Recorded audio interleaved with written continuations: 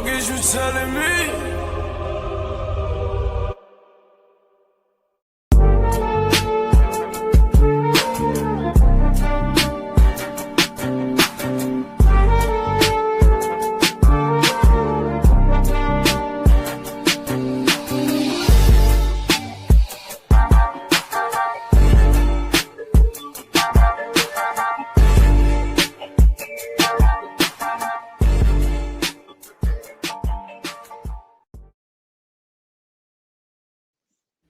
Yes, sir. You were tuned in to Throw the Hook Podcast, episode 12. It's your boy G5 Jeff TV, aka G5, aka 5, aka the Guru. And I got everybody's favorite OG in the building with me. Boxing First Vlog. What's going on? Oh man, just here to co-pilot over these boxing streets with you. We don't want to be down there in that mess. There's a lot going on down there. So we just gonna fly over the top and you know. Absolutely, man. We got so much to cover. Oh my God, we got so much to cover, man. Big shout out to the team though. Ty Finney, the legend. You know what I'm saying? Big shout out to him. Big shout out to Shane out there in the UK. You know, as usual, he's snoring on the pillows right now, but it's cool though. We're gonna hold it down for him. Big shout out to him. Big shout out to everybody to just tune in with us, man. You know what I'm saying? So we got a lot going on in the sports. We just gonna go over a couple things today because we're gonna do another show on Sunday, not on Sunday, on Thursday. My apologies, and we're gonna go from there. So let me get these comments up real quick, bro. Real quick. Okay, we got somebody in the building. Ice Agent 55.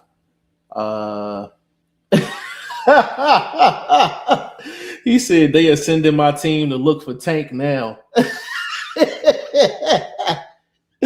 Oh, we getting started with the jokes early. Big shout out to Ice Agent 55, man. Big shout out to you. This is my first time actually seeing you, brother. So salute to you, man. If you're not subscribed to Boxing First Vlog, please put a please subscribe to Boxing First Vlog. Subscribe to myself too. You know, we see you subscribe. We're gonna subscribe to you as well. You know what I'm saying? We return, the love and appreciation. You know what I'm saying? So big shout out to you. I hope y'all find Tank so he can get the legal proceedings started, so he can actually get back in the ring. Like that'd be absolutely awesome. Before we get started, you want to say something, Vlog? Real quick, is already a duck in the streets for that belt from what I'm hearing. I don't know if it's true, but you know. We gonna get to that. Okay. My guy, Jay Will in the building, man. Big shout out to Jay Will. What's up with you, bro? Put a one in the chat if we sounding good, man. Put a one in the chat if we sounding good. Jay Will got the fires up for sure, man. Jay Will a day one, like for sure. Big shout out to Jay Will, man. Oh man, I'm trying to think where we gonna start. You know what? Let's start there. Let's start there. Jay Will said we won crispy clear. That's what I'm talking about. We're gonna start right there. So Tank Davis was stripped of his. I don't want to say stripped. He was reassigned. So he is no longer the WBA lightweight champion of the world. He has been designated to champion. Real quick. Okay, that's so reassign is the new word for recess. Is yeah.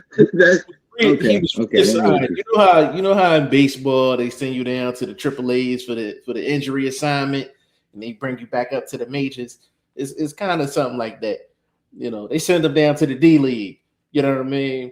If it's basketball, send them down to the D League or whatever. But you know, when the champion is put in champion in recess, that belt is officially up for grabs, which segues into what Vlog was getting ready to get into.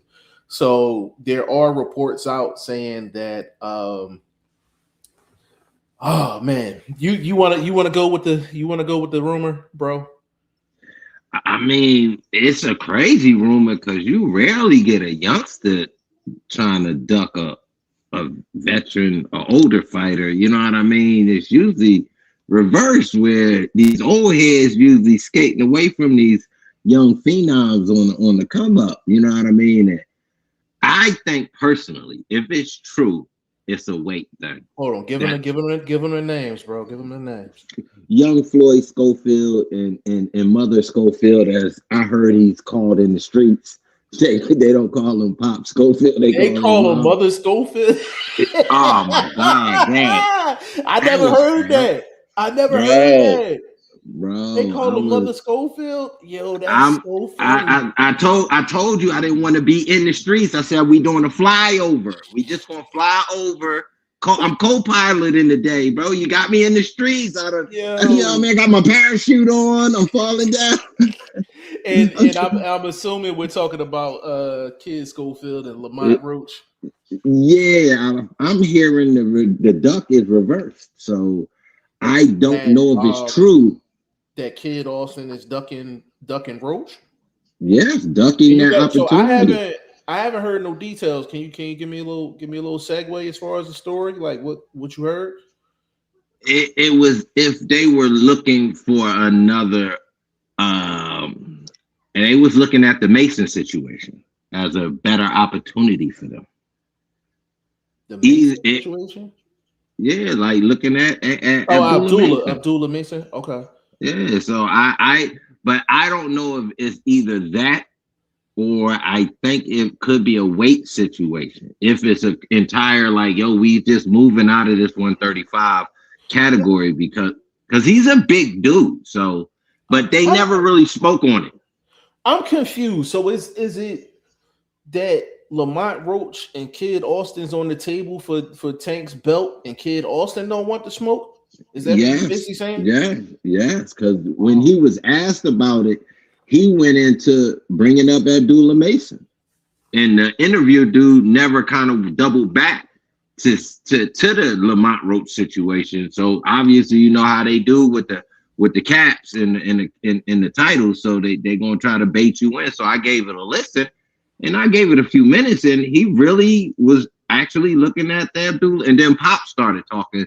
And that's when the jab that I heard earlier, oh, I see why they call him a mom, because you know how the mothers of the basketball players is, and the football guys, the moms are usually the louder ones as being cheerful. So the Pops was doing more talking than the son. What they call Kid Austin Pops again? They call him mom, Mother Schofield.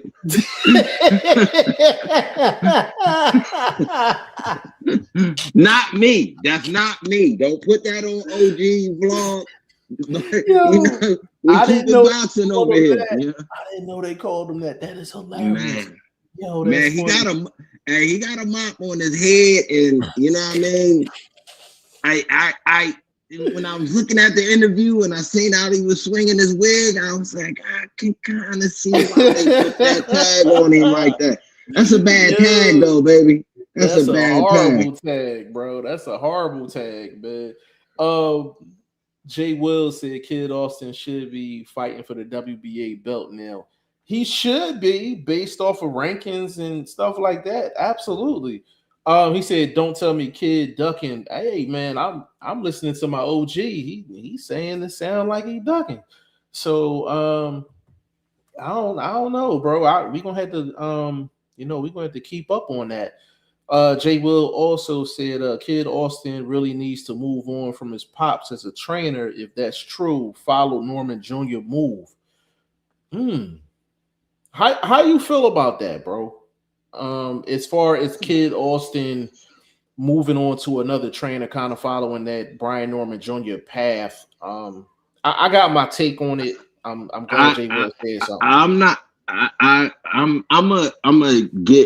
I'm gonna take it. I'm gonna answer it, but I'm gonna answer it outside the realm of them, that particular duo. I think social media is affecting that normal sort of startup that most guys get in boxing. You got an uncle, you got grandpops in some situations, or you got your pops. I think this social media and all this independent podcasting and there's these voices that they never had outside of their son listening to them and what little short camp or small camp he might be coming up under. it's getting to some of these situations and it's starting to affect him because dude was acting real managed to a certain extent. I think that's a good word. Just his delivery and the way, Pop Schofield was talking. I'm gonna call him Pop Schofield out of respect. You know what I mean? The way he was talking, he was acting a little bit mannish, you know what I mean? A little bit, real, I ain't gonna say sassy, but it kind of was leaning that way. You know what I mean? Just the nature of how he was delivering. And it was almost like a made-up character. It's like, bro, is you being for real right now? Like, I get it. I ain't mad at you if that's the way you are, but I think just it seems like you want that character out front. Because it was almost like he was trying to cut his son off. And then I'm not gonna lie, bro. I was looking at them side to side. Man, I think that's his cousin. I don't even know if that's his son, bro. Like, these motherfuckers look like cousins or something, bro. Like, I'm just saying, bro. Like, cause the son look old, bro. He look like he got a super mature face. He remind me of, the old school boxers from like the 40s and the 50s. You know what I mean? Like, he looked like one of them dudes and shit in the face, bro. He got like a real old face, bro. You know what I mean? So that kid Austin shit is about to be played out because this motherfucker look like Unc Austin right now, bro. He looking real old in the face without that facial hair. He got that Brian Gumble. I'm old, but I'm butt facing it. It's like, nigga, we can still see you old, nigga. It don't matter if you ain't got no hair on your face, nigga. We know you old, nigga. He's looking old, bro. That interview looked real. I couldn't even get through the whole thing. I probably get about 2-3 minutes. I just seen how it was at the interview. Bro. It's on the gram. It was on the gram. I'll be on it. It was on the gram. Can you shoot that to me? Can you shoot that to me? I'll find it. It's either on the gram or the tube. I'll be in these streets, but I'm trying to fly over. I don't even want to be down there in the muck with that, man. Freaking hilarious. You got me started, bro. You got me started. I'm about to take. We about to change the subject, bro. You on one this evening. Jay Will said, "Sassy, a good word to describe him for sure." The only thing I'll say about Kid Austin, switching trainers is I haven't heard too much of Pops in the corner. Like, I've heard Brian Norman Sr. in the corner giving bad advice, but I haven't seen Kid Austin's Pops on camera too much in the corner. Hold up, bro. I ain't gonna say I'm on one. And then you get in the car right next to me and start driving reckless in the street. What's that man in the corner giving bad advice? Not just advice. Like, to support your argument, you had to put the word bad in there, bro. You are terrible, bro. I caught that.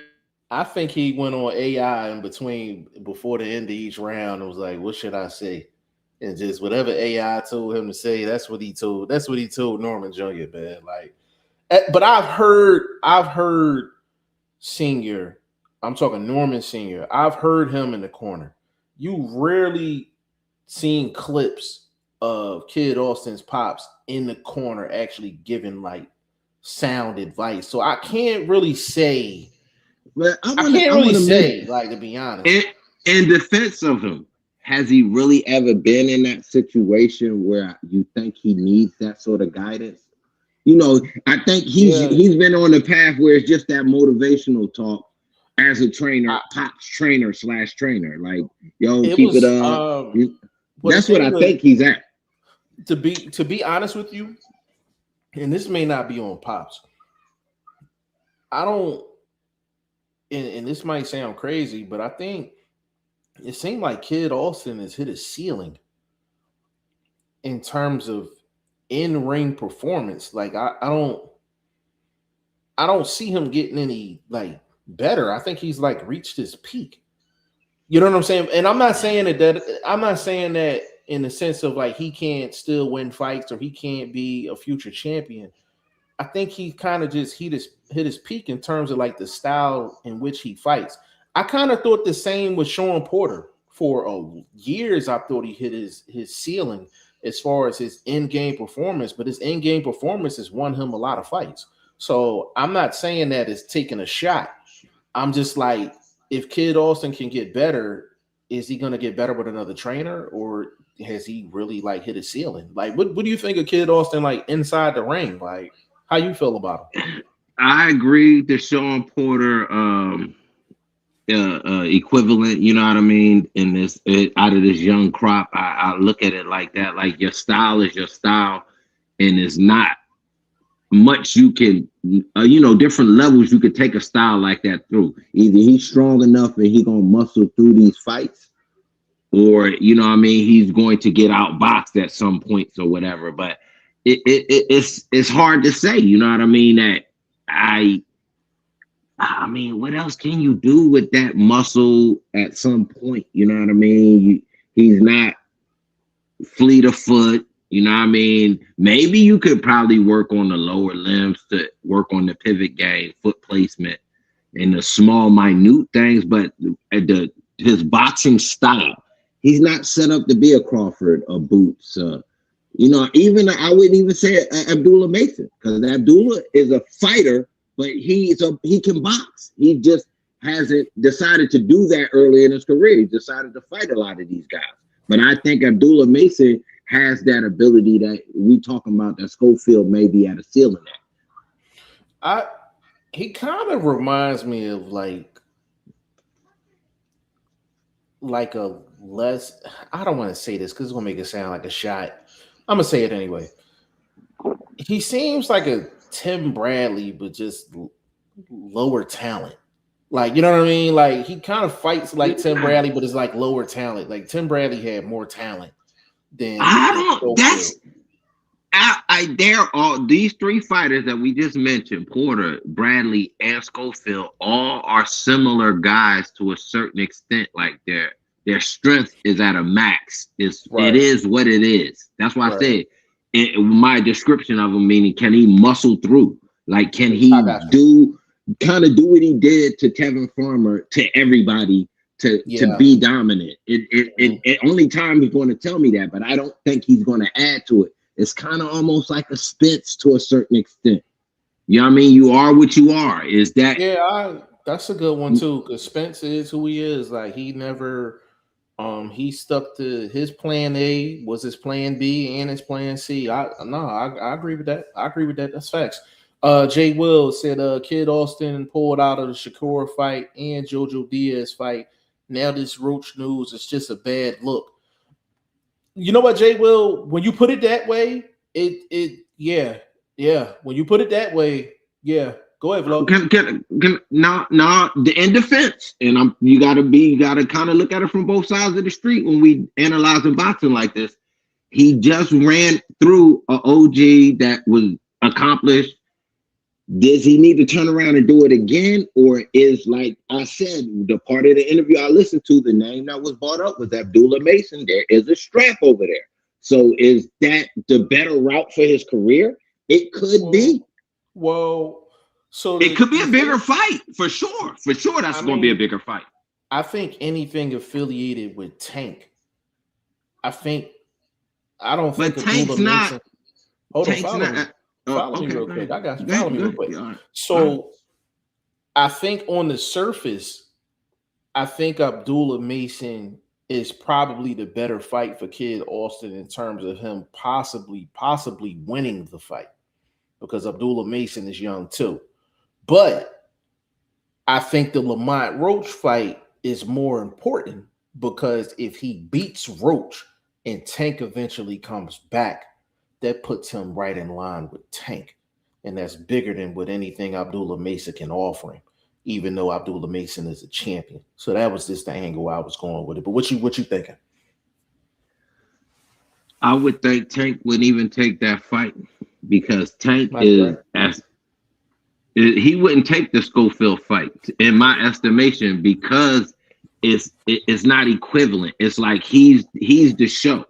And in certain situations when he's fighting different guys, the Gamboas, they can't argue. You know what I mean? Right. Schofield and them is kind of in a situation where they could kind of, bark back a little bit across the table and push the paper back, with some different numbers on there. And that's a holdup. And I don't think tanking them after what he's probably going through and when he come back, I think they're gonna really want to get to it. You know what I'm saying? I got a question for you, and I do agree with that.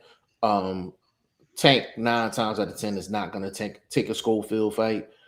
Even with that being said, him even having his name mentioned with Tank, even though he can always attach his name to Tank because he can always say Tank ducking him or whatever the case may be. But question to you: does Schofield have a better chance of beating Abdullah Mason, or does he have a better chance of beating Lamont Roach?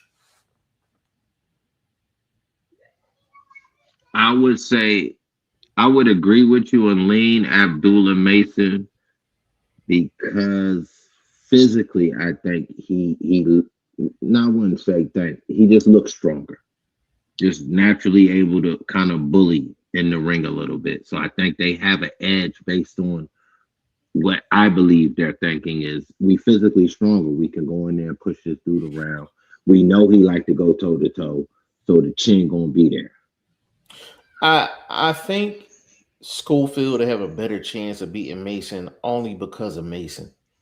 I feel like the way he fights. Yeah, like now I just feel like I'm not confident that Abdullah. But remember, that's what I said about Mason earlier. He has the ability to box. He has the tools, the length, the decent footwork. But he like to be entertaining. I don't know. Maybe it's growing up with his brothers and that just natural rivalry, and is in him now because he's had these confrontations and being able to sharpen his tools against these other consistent opponents, which is his family. And ain't nothing wrong with you guys growing up and toughening each other up. I salute that.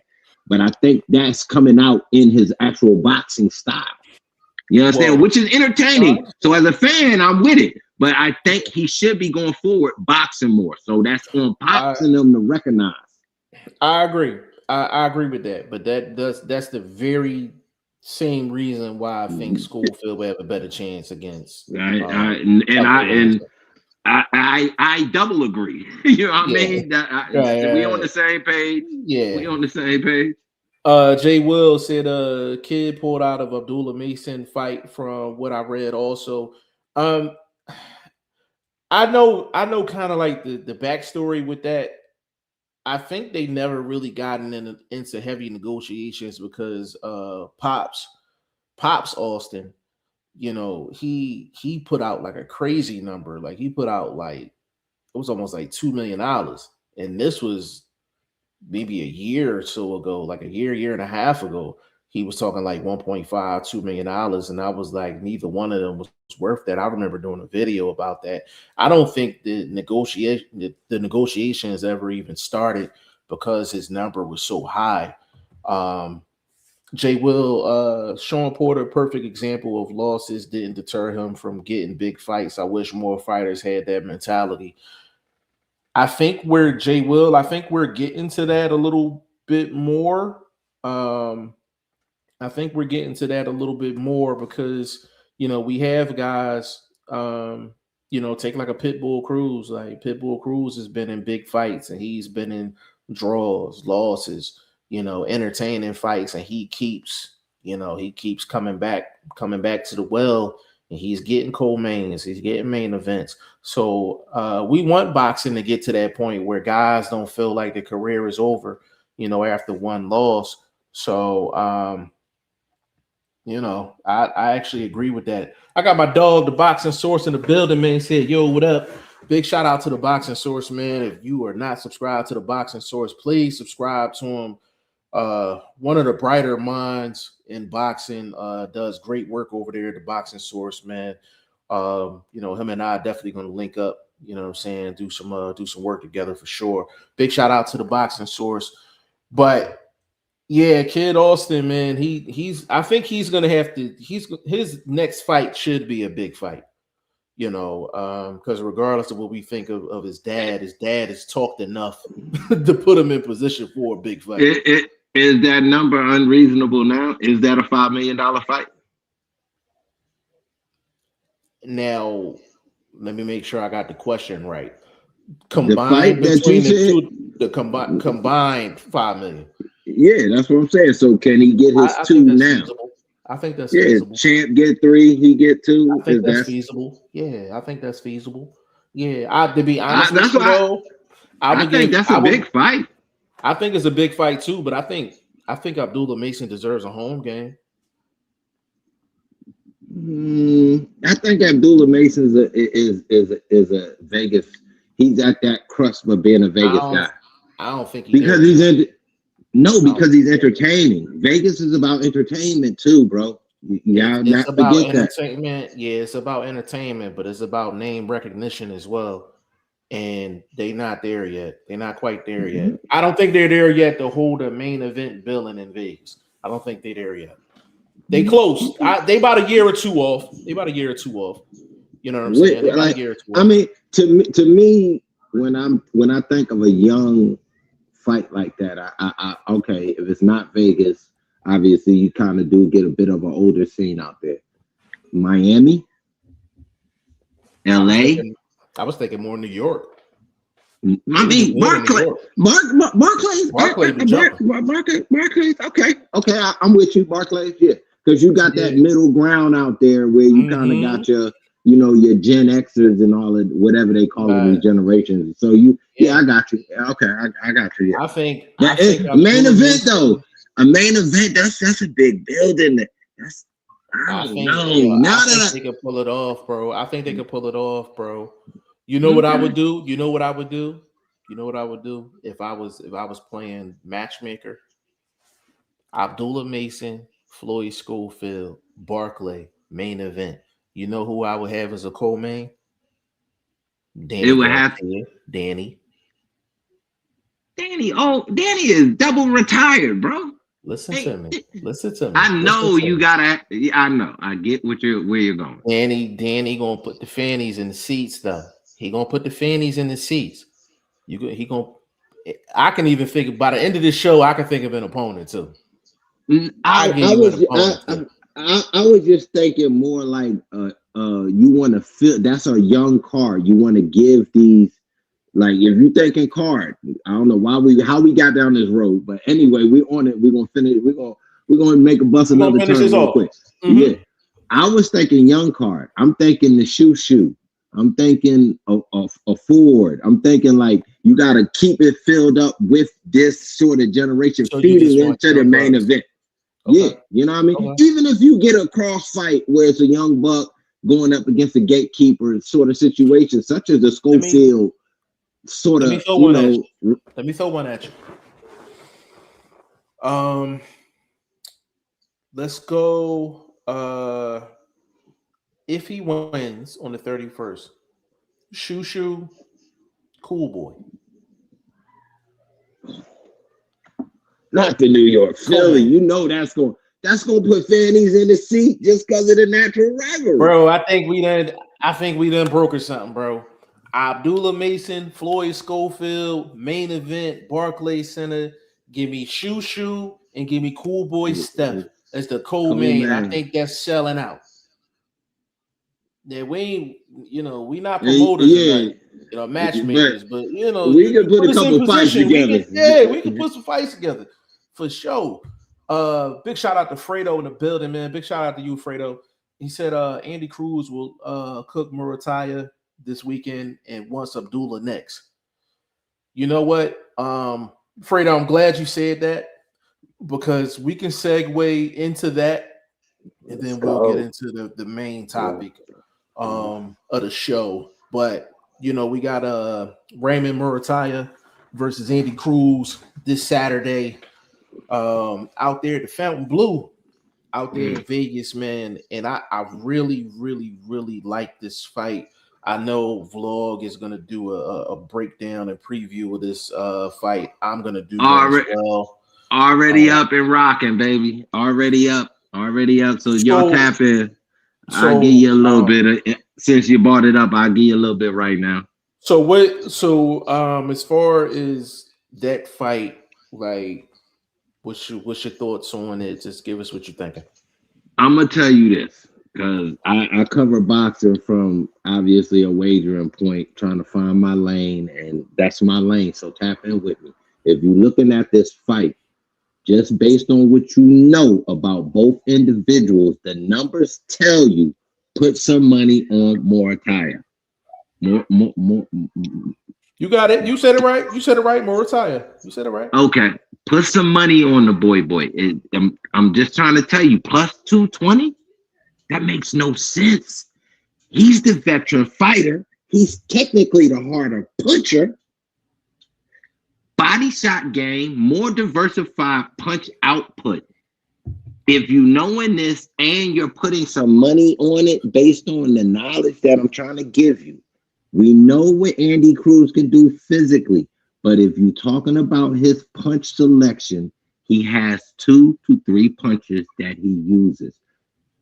Going up against a guy that obviously has a higher output than he does and has a higher punch selection. At an underdog, I'm putting my money on it. Just on the strength that it makes more sense. There's more value. Because when you bet, you have to be betting based on value. All right, give it to me from a non-betting perspective. I still like it. You like Morataya for the victory? Okay. Because he's been into some deep waters. He just came off a serious championship fight. If it wasn't an interim title, it should have been a world title fight based on both guys' performances. The boy Abdulayev, that was a serious fight against the East European cat, bro. Boy came over here and showed up, and he was going for that interim belt. He wanted to take that shit home, but he couldn't stop. He couldn't keep Morataya off of him. I'm telling you, that combination punching is very serious, and the boy is a body snatcher. The boy looked like a young Canelo with that left hook, and I'm giving Canelo his props when he used to throw that left hook back when he was young Canelo. He got the same style left hook, very devastating, can end fights one shot, and has done it already. So the value is on him. That's so I gotta go with that. And then just me telling me, what do I like more? A dude that barely moves? Like, this is the thing. You talk about Andy Cruz. Andy Cruz is a great boxer, but he boxes coming forward. You're not boxing coming forward against that, bro. So now we're gonna find out if he can box going backwards.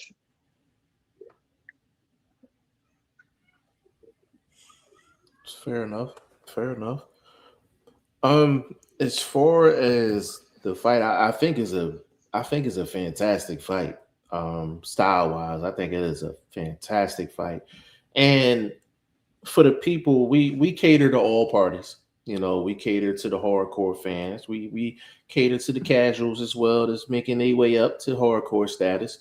So if I had to give you a fight to look at as far as Raymond Morataya, I would say probably if you want to get a good idea of how he is offensively, and I usually wouldn't say this about a guy like this, but Morataya fought Tevin Farmer. And he showcased a lot offensively against the Tevin Farmer. Now, I went back and looked at that fight. Now, of course, Tevin Farmer is a southpaw, but the reason I went back and watched that fight is because I wanted to see how Morataya kind of responded to a slick boxer, no matter whether it was a orthodox or a southpaw. If you go back and watch that fight, I think you'll see why Vlog likes Morataya. Morataya, he can lead, he can play the background, he can fight going forward, he can fight going backwards, he can throw one shot, he can throw in combinations. Morataya can do a little bit of everything inside of the ring.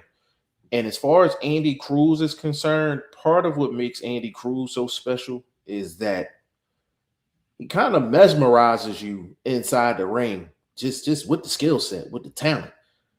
That's not happening with Morataya.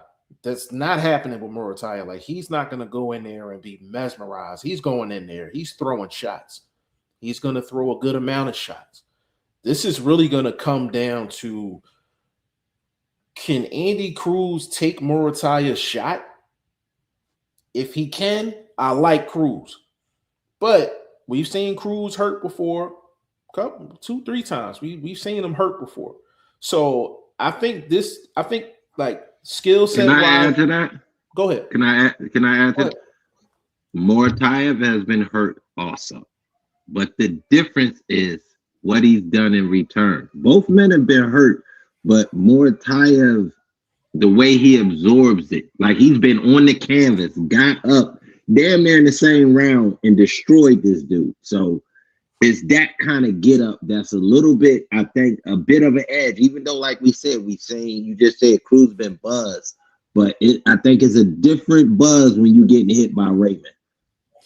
Yeah, another thing which makes this such an even fight is we have rarely seen a Cuban fighter that has that type of skill set, and they've had their style, I would say, quote unquote, Americanized. And what I mean by that is you take a guy like an Landy Laura back in the day, like when he was young, his style never got Americanized, which means this: you're not fighting the amateur style like on a point system. Like Laura was fighting like an amateur for a very long time, even though it was very effective. He just now recently, over the last 3-4 years, really started sitting down on the shots and not moving as much. The thing I like about Andy Cruz is that he got with Bozy Ennis. So he actually has more of a pro style now than he's had, in the beginning of his career. So he's kind of Americanized his Cuban style, which makes him dynamic inside the ring. I think this fight really going to come down to who can take whose shot, when it come down to it. If, like I said, if Cruz can take Muratay's shot, I like Cruz.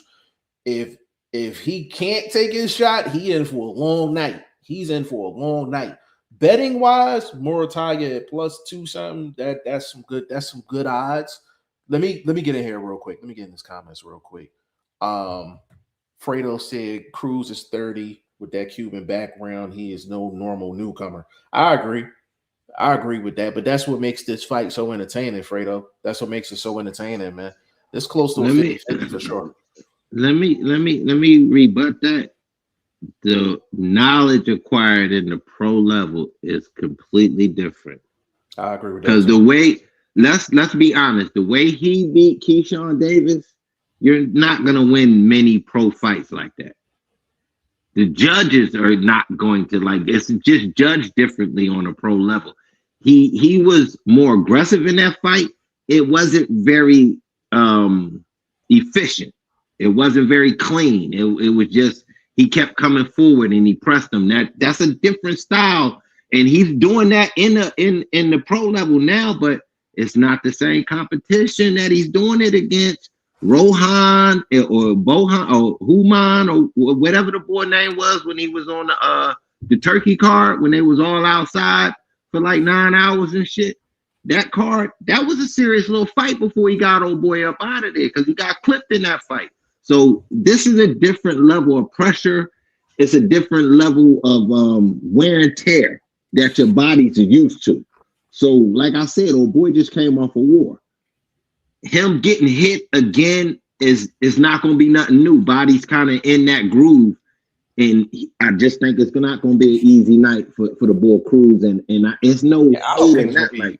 Yeah, I don't think it's going to be an easy fight for either guy at all. I think this is a very good matchup. Boxing Source said Murataya can adapt the defense first style. Cruz should take the belt on Saturday. The one thing I'll say about that, bro, is that Cruz lately hasn't been defense first. He's been pretty offensive. Didn't I say he's boxing coming forward? He's not. We're gonna find out a little bit. Yeah. Boxing Source. The thing is, you gotta remember who he's in camp with. He's with Bozy Ennis. He's watching Boots and all these Philly guys and all that. So he's been a little aggressive lately. Now, when you think of Andy Cruz, like just in a general sense, Cuban fighter, stuff like that, you're thinking he's defensive first. He's one of the more offensive Cuban fighters that I've seen, like him actually stepping forward and actually showcasing his offense. Now, of course, he's flashing the defense within that, but he's more and more offense first before defense. Now, if he does come in defense first and he's counterpunching a lot of Murataya's shots, I think that actually gives him the best chance to actually win the fight. Him actually counterpunching Murataya, because Murataya, he's going to give you opportunities to land. He's definitely going to give you opportunities to land for sure. So if Cruz can stay disciplined, which I'm assuming he will, I think he can. I think that's his best course of victory. So when you saying it that way, that means you talking about Cruz's singles being more flashy, more effective than what combinations Raymond is able to put together. That's what it sounds like. Not exactly. If this because fighter, come on, we being honest. We know Cruz does not throw in combination. I'm about to give it to you. Right.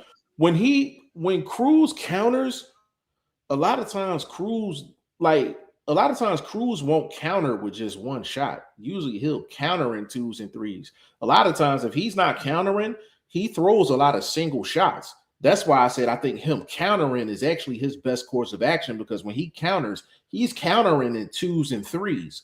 If he's not countering, he's a lot of times he's just throwing single shots. You know what I'm saying? A lot of times he's throwing single shots. I think he'd be better off countering because you get a lot more volume out of him. That's why I disagree with you a little bit, because from with the tape, and I did my own homework, I noticed he smothers himself when he opens up combinations. So he doesn't. Yes, because he lets people get close to him. When he starts opening up, that gets them close. He's better when he's able to catch them at that range, perfect when they on their way in or he's on his way out.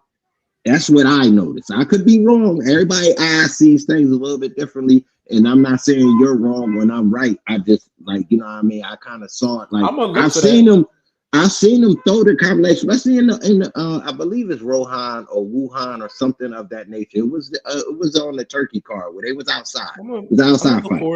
I'm gonna go back and because we gonna go over this again on Thursday. But I'll go back and look for that and watch a little bit more tape and see if I actually see that.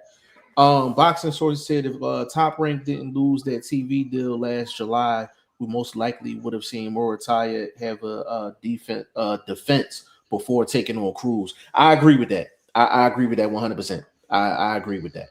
That's actually a fact.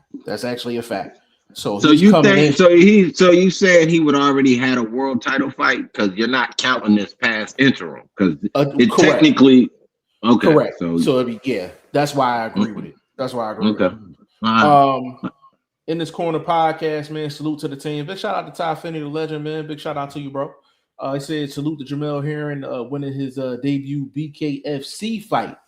I'm actually glad you said that because big shout out to Jemel Herring for that victory. And I'm going to cover this in a video, like a separate video, but you're starting to see the start of maybe a trend of fighters that are considered quote unquote done in the boxing realm, and they're going over to bare knuckle fighting. Austin Trout's a world champion in bare knuckle fighting. So I think it's something that we need to talk about in the future, and it's something we need to acknowledge, because these are fighters extending their careers, and also it's less politics in bare knuckle fighting. And guys getting a check, doing what they're doing, and one of Vlog's favorites, Paulie Malignaggi, did some bare knuckle fighting as well, But I'm gonna keep Paulie out of this. I don't want to steer Vlog off into a whole different area, so we're gonna keep it we gonna move on.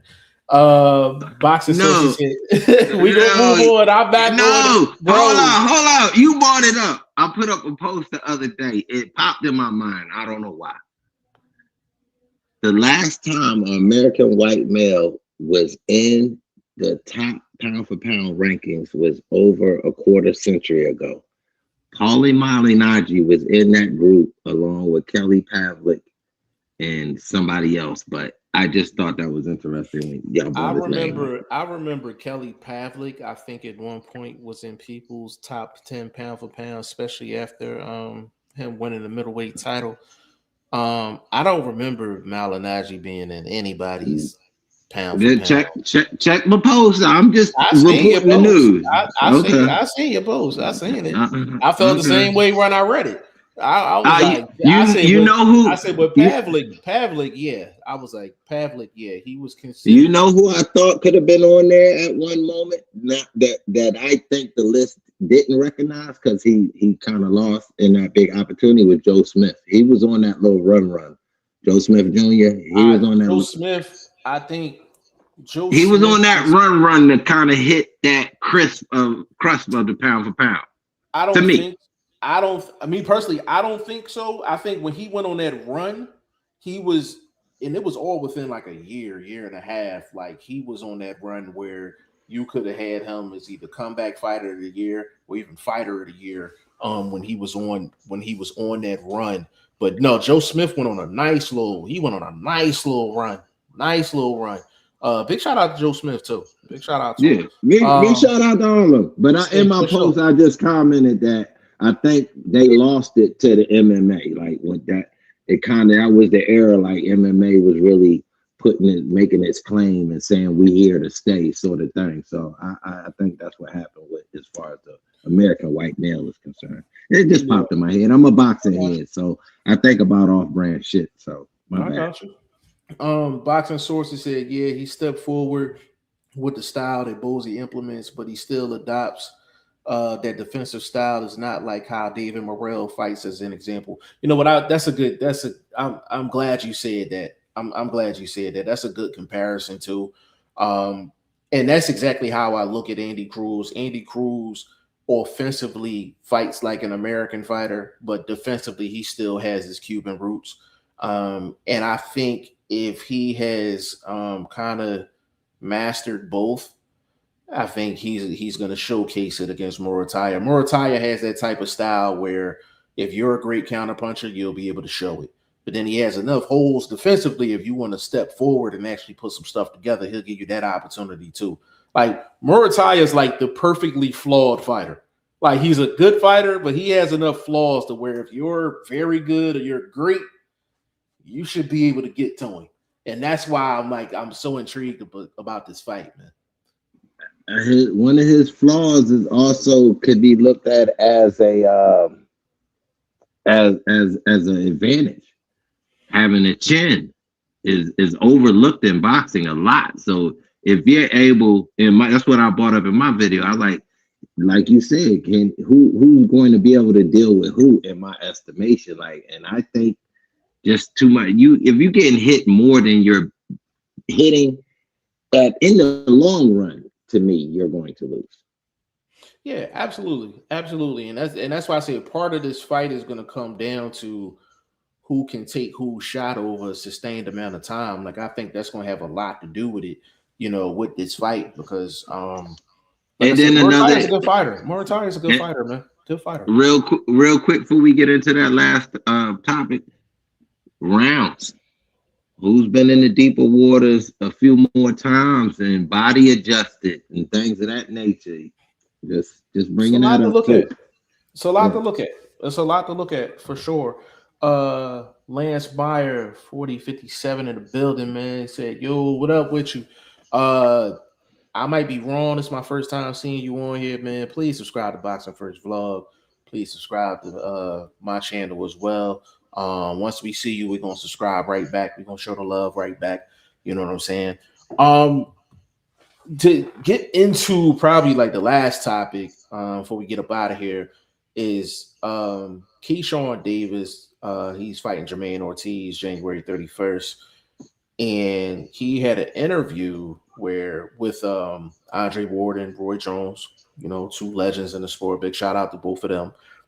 Where Keyshawn Davis basically said that he couldn't lose the last 3 pounds for his last fight against De Los Santos in his hometown of Virginia because he was basically drinking during camp, and that's why he couldn't, lose those extra 3 pounds. Now, I can't play the video because of who they had the interview with. I just don't want to run the risk.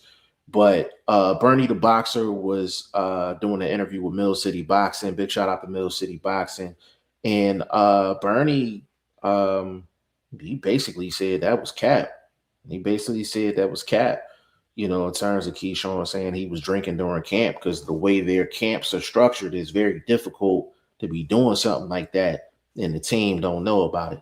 And Jemel Herring did an interview on another channel, and he basically said the exact same thing. And I'm going to insert myself into this situation because good friend of mine, Tristan Tree James out of Iowa, former fighter, former light heavyweight, former cruiserweight, he used to be in the camps with Bomac and Terence Crawford, and he used to do a lot of work with Steven so-called Nelson as well. And he's been in camps with those guys, and he's told me off camera, like they're in that same house, they're all in that same house pretty much for the entire camp if it's a big fight, and it would be extremely difficult for somebody to do that. So I said all of that to say this. If you have Bernie the boxer saying that, you have Jemel Herring saying that, Bomac even said, hey, keep my name out of that stuff. And we've never really seen any funny stuff in terms of like that whole Bomac camp. Is it a chance that Kyshawn is even telling the truth about him drinking during camp, and that was the reason why he couldn't lose those extra 3 pounds? Like, Flaw, give us your thoughts on that. Well, see, I think different than your average person. I heard everything you said, and I listened very patiently. I'm stuck on the weight thing. I'm stuck on the fact that how tight everything has been done over there. So, if everything is tight, and this young man was not in pocket physically the way he's supposed to be to go perform his job, ain't that kind of y'all fault too? I'm just asking a question. Or was everybody the camp? Isn't the camp, your team, part of the whole process of getting in shape, your trainer? That's what I'm asking. I'm just asking a question. Is everybody not responsible if this is a team? Not taking blame from the young man, from the actual performer. Mm-hmm. But if everybody else isn't doing their job, isn't that part of why the job never got done in the end? Generally speaking, I would ask that question. But because of his character, I think people aren't looking at it from that aspect.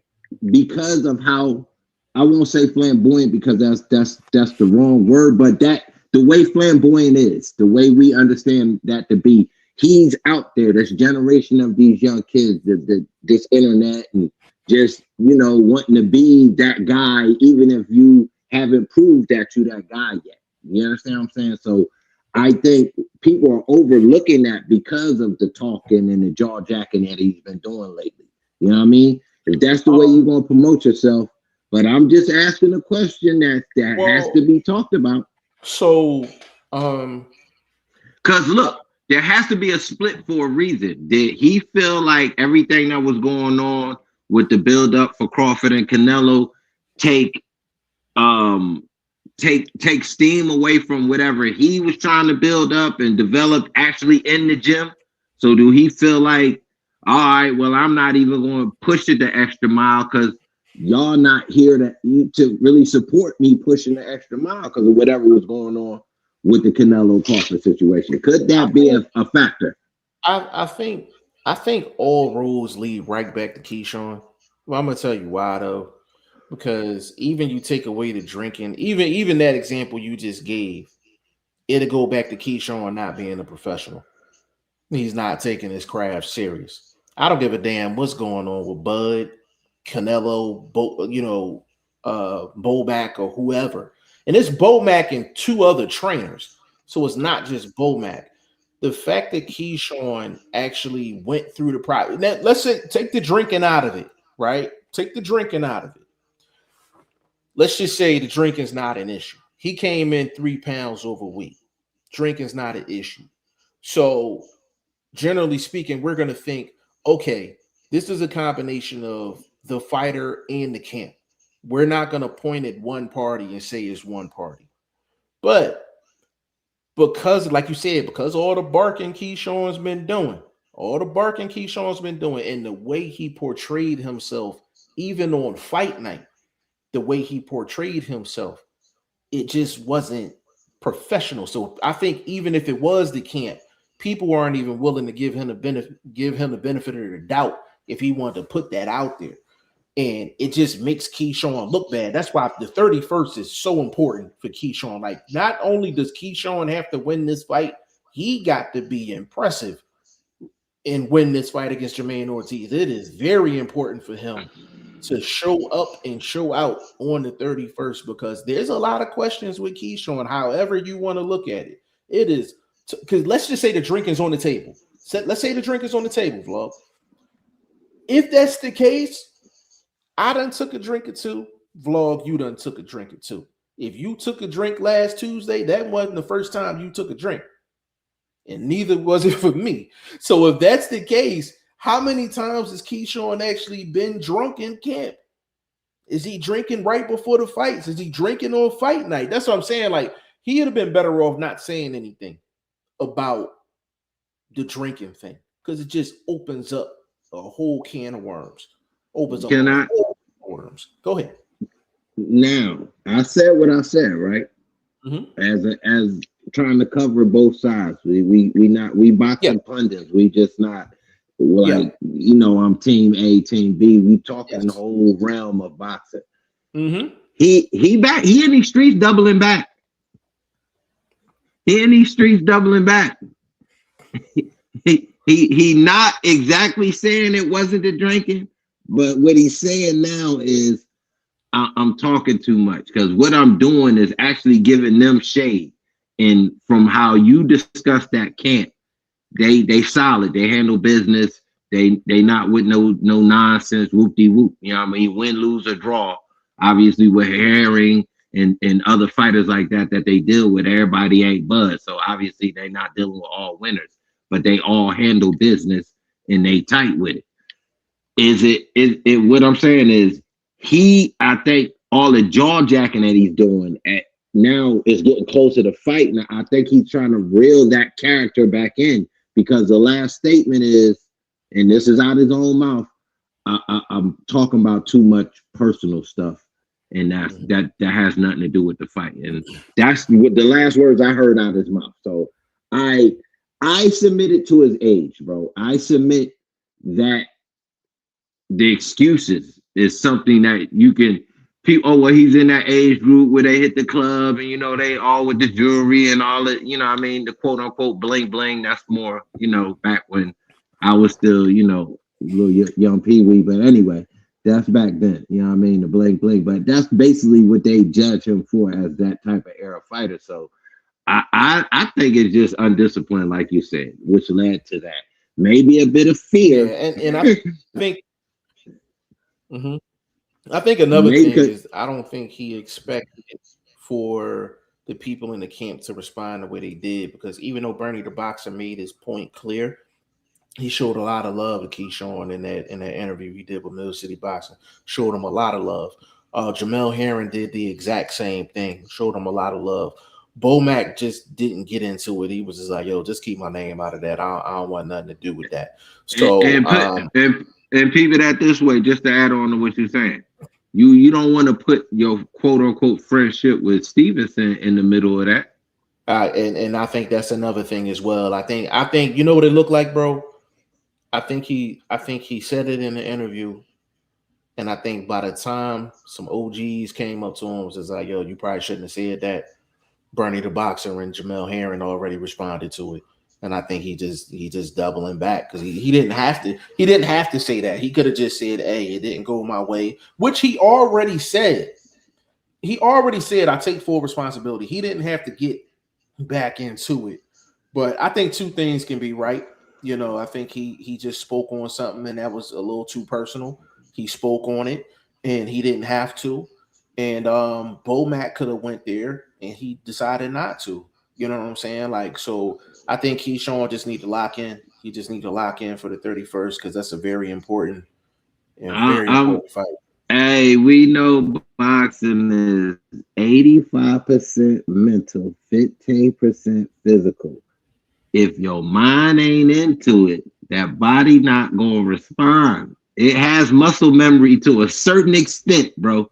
So he gotta get right. Just based on that aspect of this is internal, this is personal, all of this out now it's out in the streets. So now people in your DM and all on your X or Twitter or whatever they calling that now, and all these different social sites. And we know this dude can't go nowhere without his phone because most of us can't. So obviously he got to be trying to turn the notifications off, but he probably got too many social media apps to be able to do that and consistently communicate. So he's in a turmoil that you don't want to be in before a big stage. That's all I'm saying. Okay. Get into these last couple here. In this corner boxing, he said, I've been seeing some talk about a possible Lamont Roach versus Floyd Schofield fight. Would you guys entertain that? Schofield wants Abdullah, but I don't see that happening right away. We talked about that a little bit earlier. It looked like Schofield might be ducking both opportunities in a sense. But we'll see what happens, bro. But we definitely covered that earlier. But all right, real quick to answer his question. What's the better opportunity? If you Schofield, what's the best path to a title? Either Lamont Roach fight, either Mason fight, or the winner of Cruz Matarala. What is the this is where he's at basically, because I would think he is in that realm of number one contendership. If Murataya wins the fight against Cruz, obviously Murataya would be the best fight for him. If Cruz wins the fight, I think he needs to stay far away from Andy Cruz. As far as Abdullah Mason and Lamont Roach, I think his style would be more difficult to deal with as far as Schofield is concerned. I hate to say it, but I think it's Abdullah Mason. And it's only because I think Abdullah Mason is going to give Schofield the type of fight that would be best for him to get a victory, which is a knockdown, drag-out fight. I don't think Schofield can outbox any of them dudes. I don't think he can outbox Roach. I don't think he can outbox Abdullah Mason. I don't think he can outbox Cruz or Murataya, to be honest with you. Okay. Question.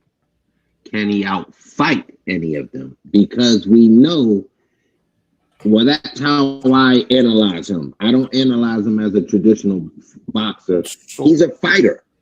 Yeah, he can fight. Yeah, so I think he'll probably outfight Murataya because he's physically the stronger guy, but I think Murataya has the better punch selection.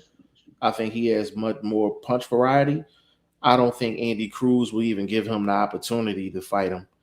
And I don't think Lamont Roach would just box him. I think the way he fought Pitbull, I think that was kind of like a one-of-one type situation. He was fighting in Texas and all that as a main event. I don't see Roach fighting like that against a Schofield. I think he would just box his ears off, to be honest with you. And Abdullah Mason, I don't think he can outfight Abdullah Mason. I think Abdullah Mason would beat him in a street fight. I think he would beat him in a knockdown, drag-out fight. I think Abdullah Mason will win. So I think Murataya is really the only person he could really like outfight. And Cruz is just out of it. I just don't see Cruz fighting that type of fight. What you think? I think he's stronger than all of them dudes in all actuality, because I don't think he's an actual 135 guy. He's on that. Hold up, let me finish. I'm gonna park it real quick. I think he's in that Devin Haney stage where he's at that either grab a belt real fast because he's too big for this weight to be able to say, I'm gonna grab a belt and go for unification or something of that nature. I just think he got a fucking build like a linebacker, bro. You know what I mean? Come on, bro. But I think he just got more muscles than everybody else. That's what makes me think he's stronger. Plus, he has Um, youth on his side. but I'm surprised you saying that though, because you're the main person that say a person that got muscles don't necessarily mean they punching the wall, punching shit through the wall. No, I didn't. But I'm talking about strength as in a part of your boxing anatomy to give you an ability, because it's abilities that you get in boxing. Natural strength is an ability. That being on his side it can play a factor as in how he can help get an advantage in the ring, corner a dude, get close and stay close because he's strong. You know what I mean? So that's why I asked. That's why I think he's stronger, No, which will help him in a lot of these fights. that's a point to think about for sure. I don't think he's gonna out muscle like an Abdullah Mason. I don't think he's gonna out muscle him. You would think with that physique, you would think he should be fighting at like 47. So I get what you're saying, like for sure. I definitely get what you're saying. In this corner podcast, it seemed like Mel wants Boots. Could that possibly happen with Charlo's and inactivity? To be honest with you, I don't believe any of these dudes want to fight Boots, man. Because the second they say they want to fight Boots, they're gonna say they want 10 million plus. But then in the same breath, they're gonna say Boots is a nobody. Vlog, am I lying about that? Bro, if PBC was going to let anybody fight Boots, they would have went after him when he was 24-0, 22-0. They're not going to wait till now where he's actually in that groove. And he's still young. That's what's crazy. They would have to wait another 6 years. I don't even think Boots is in his prime yet. That's my point. I don't think he's in his physical prime yet. I think that's just talk. Boots is a hot name, obviously, coming off the situation with the Ortiz and all of that. So Vlog, let me ask you this question real quick. If Jemel Charlo's serious about fighting Boots, what's a good number for him as far as purse? What's a good number? A good realistic number for him? 4 M's. Yeah, that's a $10 million fight to me. You thinking 4 for Mel, 6 for Boots? Yeah, that's a $10 million fight to me. At a minimum, non-title. You know what I mean? Both of them trying and that's an Amazon fight too. Yeah, that's a $10 million fight, easy. I ain't mad at that. I ain't mad at that at all. Big shout out to Amaro, man. Big shout out to you, bro. Good seeing you. Said Keyshawn is a bozo. A lot. Damn, Amaro, you get right down to it. Shit. He said, yeah, he's a bozo. But you know what, bro? A lot of people think Keyshawn is a bozo, yo. But it's the funny thing in boxing, though, it can take you one comment, one statement to go from solid to a bozo. So it don't take much in the sport of boxing. You know what I'm saying? But a lot of people feel the same way you do. Boxing sources said, my view is that Key should not have defended the title after he won it. I felt that he was outgrowing the weight from looking at him against Burchik. You know what, bro? Now that's a decision that should be made by fighter and team. And you see that mistake happen a lot where guys stay at a weight because they feel like they just have a physical advantage. I'm going to cramp myself down, get down to my weight, and then I'm coming in big on fight night. And I think as a fighter and as the fighter's camp or their team, you have to have an honest conversation about that. But I'll give you an example. Boots Ennis had that honest conversation with his dad and his brothers and his camp, because when he was champion at 147, when he was unified, he actually wasn't showing any physical struggle in making weight.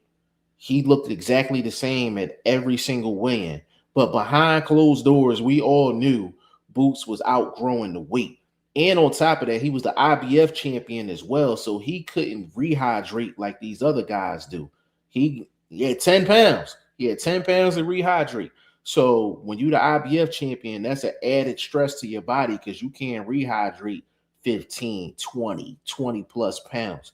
So the smart fighters and the guys that believe in their skill set, they're not going to make that mistake. We've seen Boots do it. He moved up to 54 when he probably could have fought at 47 probably another 2-3 more times and been okay. Devin Haney went up to 47. He did his little stint at 40. He said, you know what? My body's calling for 47.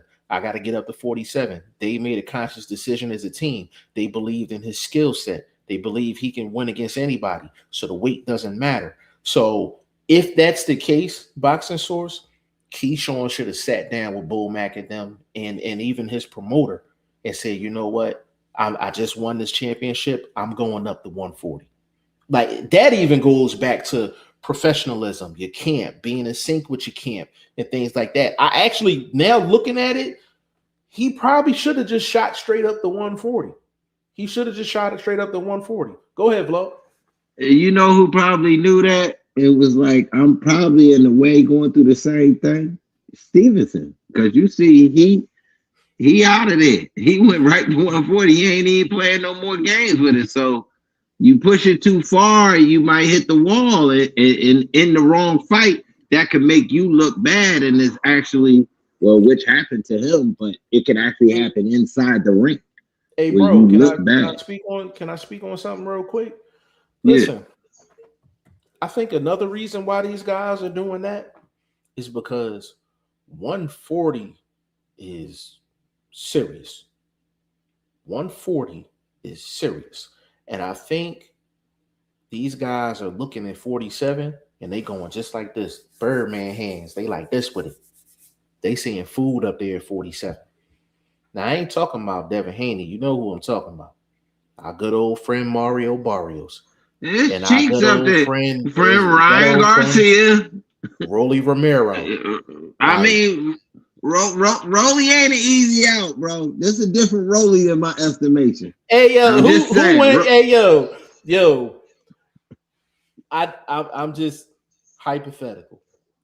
Bro, if it was a Mario Barrios Rolly Romero unification fight, yo, that is so nasty, bro. That is nasty work. That is trifling work. Like, no, actually, the nickname for that event should be Cheeks. Just Cheeks. Like, no, that's the name of the event. Cheeks. No, stop. That actually works for boxing. That's the Mexican versus the Puerto Rican traditional cross matchup. Who went? Yo, is that could that go down as one of the worst? Could that go down as one of the worst unification fights on paper? Oh, no, bro. No, because see, I'm looking at Rolly in a different light, bro. What kind of light you looking at Rolly in? In an improved light. Okay. I think that is a great word to describe his elevation from 140 and how he looked against what's the name. Could have been a weight situation too. Tank? Yeah, against Tank. You know what I mean? It could have been a weight situation where he came out guns blazing. I'm all or nothing. You know what I mean? And I ran into some shit trying to go all or nothing because he was at the wall with the weight. But I gotta credit Tank in that too, though. Because Tank that same pattern that Rolly Romero used before the knockout, he used that earlier in the fight and caught Tank with something big. That same punch combination. And Tank adjusted. And I'm like, that's why I was like, I don't think weight was the issue with that. I think Tank just adjusted. That was a great shot. No, I mean, I'm just talking about like reasons for him. Like, I got to get out of this division. This is my last like opportunity in this division. So I'm balls to the wall with my fight plan. He didn't really readjust because again, he came with the same. He didn't like Tank either. He was gonna go for his head regardless. That makes me think about this fight here with Ortiz and the young man coming up next weekend. Not this weekend, but the following weekend. If you so mentally keyed in on like this comeback thing and all of that, back to my statement a few minutes ago, 85% mental. Don't overthink this, young boy. Just key in on your game plan. Stop this social media thing, bro. I understand what you're doing. I think you've done enough. You got enough time right now to refocus, reset, key in. The last conversation in his last words seemed like, they got the train back on the track, like whatever derailment. And so maybe, I'm just saying he got a key in, bro, because I think he was all over the place in these last couple of weeks. We talking about Keyshawn. When is their press conference got to be? Their final press conference got to be what, early next week? Gotta be I think like Monday, Tuesday. Yeah, Monday, Tuesday. So I'm wondering. I seen him doing the pass with my guy Rasheem Jefferson. I wonder if he's the trainer for the fight. Shane Jefferson's one of the. He's one of the. He said from what he said, it's all family. Now I don't know if that means blood or not, but that's what he said in that interview. Also, like where he's at and what he's working with right now, he's like it's all family. So it's all family. Okay, that's interesting. I'm gonna have to find out who his trainer is. I think that's gonna tell me a little bit too. Yeah, bro, because if you all over the place, man, and you do not want to be thinking about what your girl said, your mama and them talking about they late on the light bill, you don't want to be thinking about that type of stuff that night, bro. Right. That's how you get your chin checked. No, that's a fact. And Kyshawn Davis is definitely in a dogfight against Jermaine Ortiz. And another thing before we wrap this up, Jermaine Ortiz is a desperate fighter. He's a desperate fighter. He's had his opportunities at the top of the mountain. And cornered rat. And when you're dealing with somebody like that, and Jermaine Ortiz, he believes that he's top tier. He just hasn't proven it yet on the top level. This might be his last opportunity to actually prove it. And to be honest with you, he's not going to get a better shot than Kyshawn Davis. And I'm not saying that because I feel like Jermaine Ortiz is so much more talented than Kyshawn Davis. Going into a fight, you want your opponent to have as many red flags as possible. Jermaine Ortiz not going to get another fight against a guy that has this many red flags going into a fight. Whatever Kyshawn does on January 31st, he's just going to be like, I told you so. But he's going to have to prove it. Nobody's buying it outside of his family and maybe his fans. Nobody else is buying it. Like, everybody thinks he just has a lot of red flags and they don't know what they're getting. But I think even his family and his family and everybody else will say, we don't know what we're getting on the 31st. We don't know what we're getting on the 31st. And on top of that, he's going up to a new weight. He's going up to a new weight. We cannot ignore that. Yes, it's 35, it's 5 pounds, but it's still, that's a lot. My biggest question is gas tank.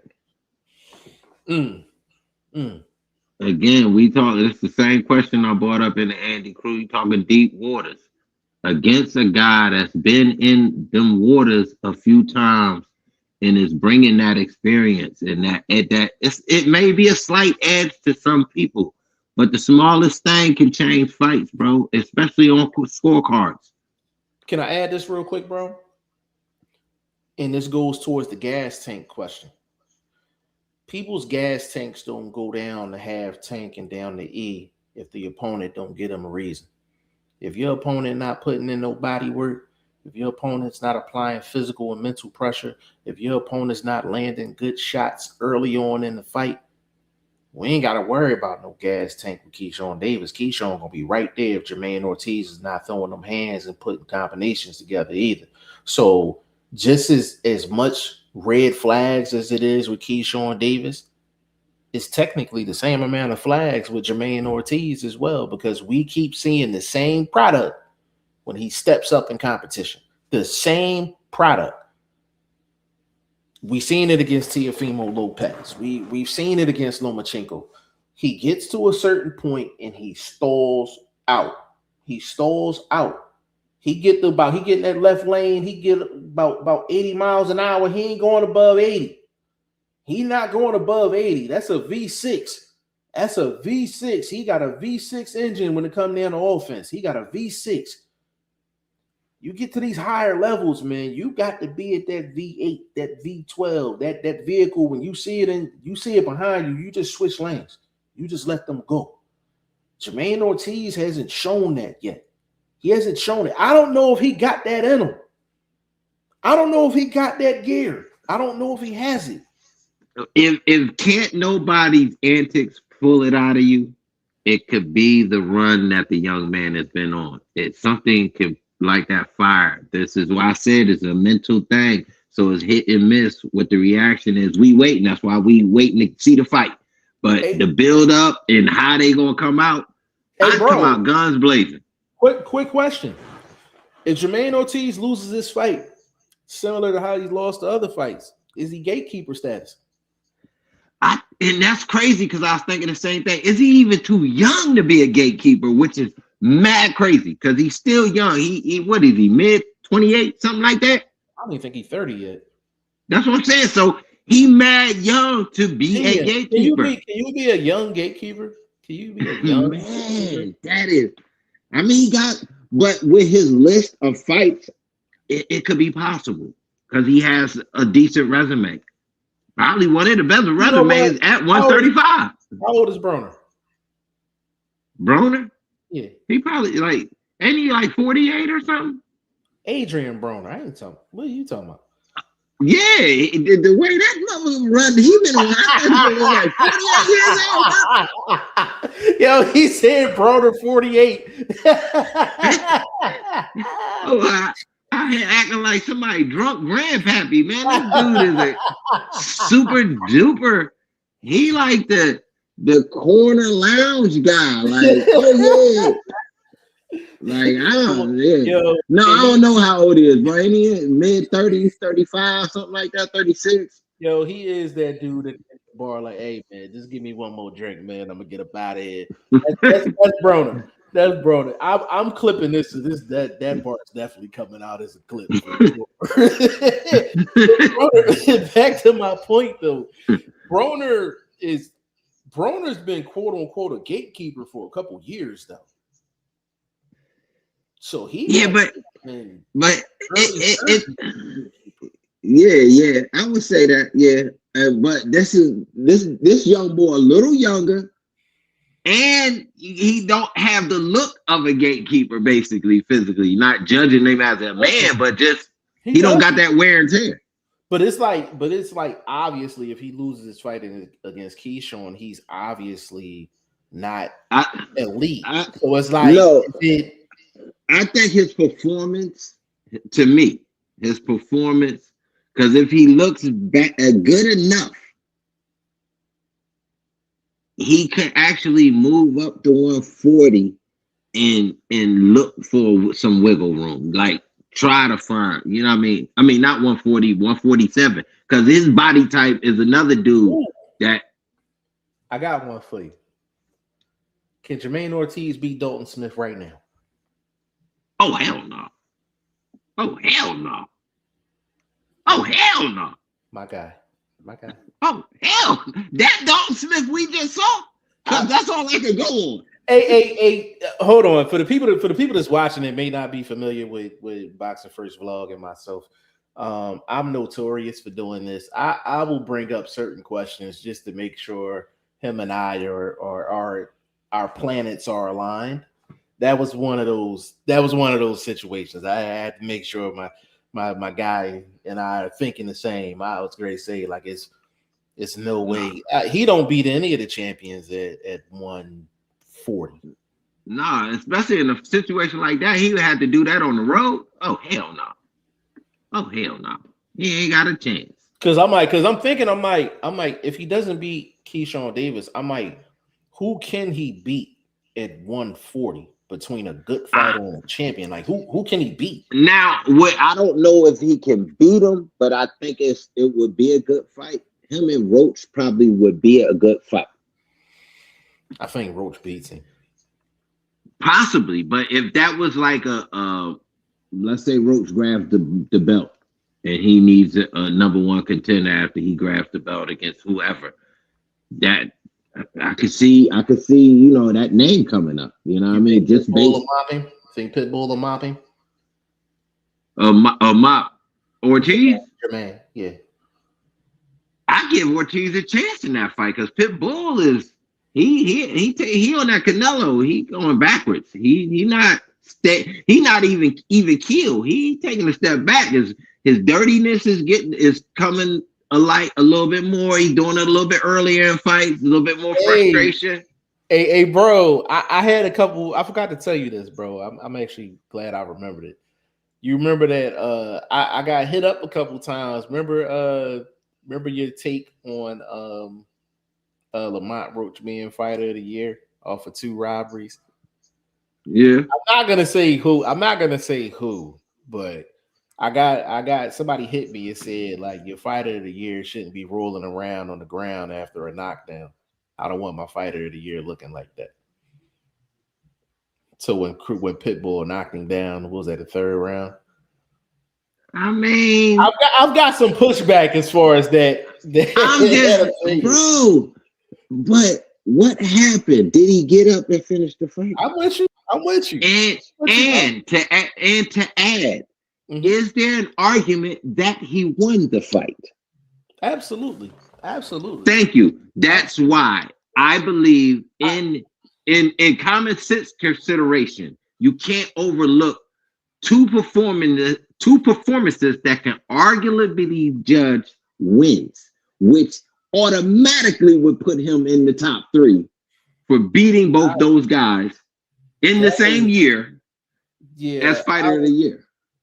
I brought it up as consideration, as an afterthought, as a nominee. Like I said, I thought that was I don't know anybody that would have came up with that. I think outside the box, baby. It's me. That's why you got me co-piling.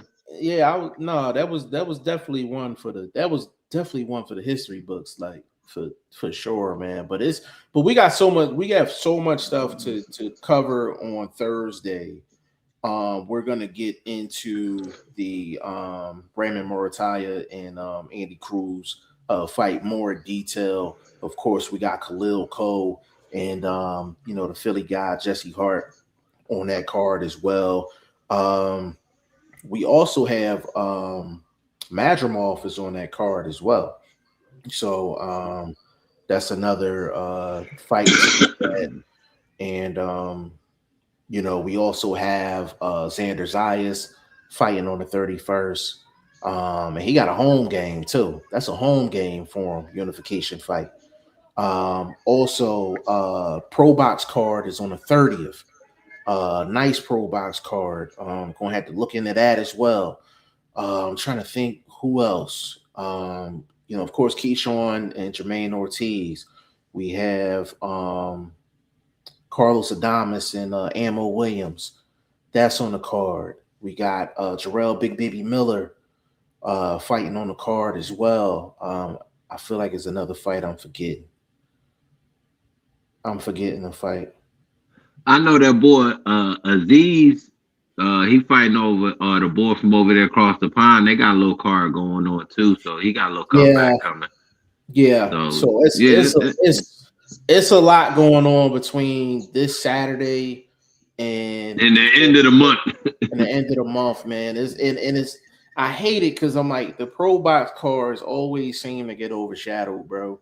And they got about a good 4 or 5 fights on in there that's worth talking about for sure, man. But we gonna try to do what we can, try to cover as much as we can. You got the most out of us tonight. You got an hour and a half in. Yeah, bro. I'm too long. We fell right on that threshold of an hour and a half. Man. So we this was a good one. This was a really good one. We definitely gonna put some clips out for this one, man. Big shout out to everyone that tuned in. I gotta do a quick roll call before we get up out of here, man. Boxing Source, big shout out to you, bro. Amaro Austin, big shout out to you. In This Corner podcast, Ty Finney the legend. Lance Meyer, big shout out to you. Also Fredo for life, big shout out to you as well. Jay Will, the family was up in here. And also Ice Agent 55, he said he's sending his team out to look for Tank, man. They said Tank's missing. I Ice Agent 55 said he's sending the team out to look for the tank right now, man. But we appreciate everybody that was on the show. Vlog, please give them your social media and let them know what's going on with you, and we can kind of go from there. We continue in the mix in 2026, trying to put the ingredients together to rebuild the platform, catch a wave, you know what I mean? Grow, progress, with you guys' support. So you could slide over and give me a comment, subscribing, liking, and all of that. I'm obviously on YouTube. I'm breaking down fight previews, talking about fight news and things of that nature. You see me on the live co-piloting with G5 Jeff TV, the guru. And you can see me on Threads and Instagram, but you got to look me up using the number one instead of the word. So that's going to be boxing, the number one ST vlog on Instagram, and the same thing on Threads. I'm on Facebook. So it's different, you know what I mean? Different things I'm posting, all about boxing, you know what I mean? Maybe something funny here and there. You might see a post or two, but I keep everything solid, respectful, you know what I mean? Absolutely, man. Boxing First Vlog doing a great job. Just different posters coming out. He got videos out now. Got a lot more work to do over, till the end of the month, basically. Got a lot going on. So definitely subscribe to Boxing First Vlog. Follow him on social media too. If you follow him on social media, you really shouldn't have no questions, in terms of what's going on with him. Tell a friend to tell a friend, and then we'll all be in. Exactly what he said. I like what he just said. You know what I'm saying? Lance Meyer said, all right, y'all. Lance Meyer, man, we here Thursday. Man. Everything G5 Jeff TV, man. I'm all over the place, man. Facebook, Twitter, X, Instagram, you name it, I'm there. You know what I'm saying? I got regular videos getting ready to drop. I got highlights from this show that's going to drop tonight and tomorrow. We'll be back Thursday, 6:30 p.m. Eastern Standard Time. Your boy G5 Jeff TV, everybody's favorite OG, Boxing First Vlog. This was episode 12 of Throw the Hook Podcast, man. We'll see y'all Thursday. Make sure you meet us there.